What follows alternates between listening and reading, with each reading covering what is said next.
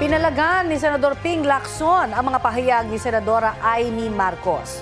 Tulad ng pagkakaroon pa rin umano ng pork barrel sa 2026 budget at pagbabawal umano sa mga senador na questionin ang ilang matataas na opisyal sa mga pagdinig ng Senate Blue Ribbon Committee kaugnay sa mga questionableng flood control project. Balitang hatid ni Mav Gonzalez. Kung ano na sinasabi niya Parang ba gusto niya maging counterpart. Ayaw namin magkaroon ng miyaw-miyaw sa Senate pero parang mayroong gusto mag-apply.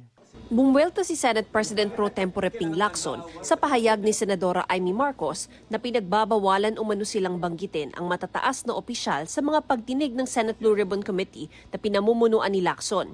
Sabi ni Marcos, pinuputol daw ang oras nila kapag mababanggit sina dating House Speaker Martin Romualdez at mas matataas na opisyal sa ehekutibo.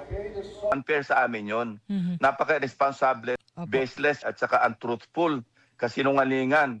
Never ko siyang kinausap para sabihin sa kanya, huwag kang magbanggit kay Speaker Romualdez, huwag kang magbanggit ng maski kaninong tao.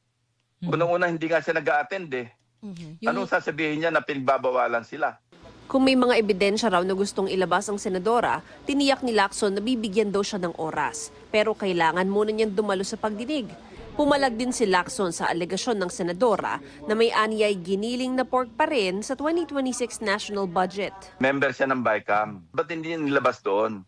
Bakit ngayon niya nilalabas nung napirmahan na yung budget? Yung baka nire-refer niya yung mga AIX, AKAP, TUPAD, MAIFIP. Siya nga, noong last year, lagi siyang present sa distribution Pag wala ka moral ascendancy, huwag ka na magsalita, huwag kang pumuna. Kasi babalik sa iyo yun. Ang ganitong anyay pag-epal ng mga politiko sa pamimigay ng ayuda ang dahilan ng inilagay nilang special provision sa budget na tahasang nagbabawal nito.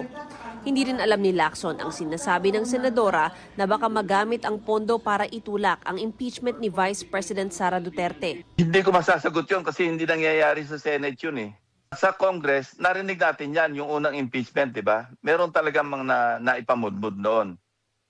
Yun ang report na nagaling din sa House kasi yan din ang sinabi ni Congressman Toby Tiangco saka sina Congressman Erice. Kung meron silang pamamaraan na ganun doon, sino naman kami para pumunta sa House at questionin sila? Napaka-unparliamentary naman noon.